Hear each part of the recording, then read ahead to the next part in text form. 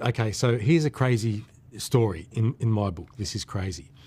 In the early days of doing shows here in Australia, we would find these ways of making the same show every day different, which was really cool, and that's what, it was really that, that sense of it not being a scripted show, but it had a format to it, and that made the show evolve and it became something different. So Anthony started out as Captain Feathersword. And in the early days of doing the Wiggles shows, it was very low budget. It was just the four of us doing the characters. And we were working 7 days a week. So we were doing shows 7 days a week, day in, day out. And we ended up, Sundays were Jeff's day to be Captain Feathersword. He did a decent job.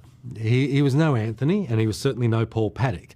But he did his own interpretation of Captain Feathersword, which for us provided great amusement on a Sunday when we were going crazy after doing 7 days straight of Wiggles shows. And we're in a little country town here in Australia called Whyalla.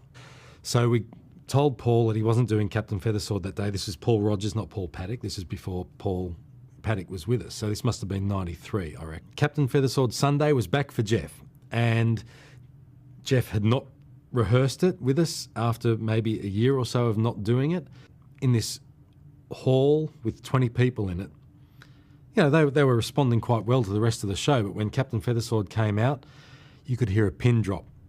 Jeff did not remember his lines. He didn't remember the purpose of the skits, and we were no help to him. We just stood there on stage laughing at him and laughing at the fact that Captain Feathersword Sundays were back and these poor people in Whyalla were getting dudded. So I apologise to those people that were at that third show in Whyalla on that Sunday. It got to the point where I think Jeff was speaking with an Irish accent, top of the morning to you, Greg, and all this kind of stuff. It was really quite funny. I don't know if the audience ever got it, but this is what being with the Wiggles was like. It was not,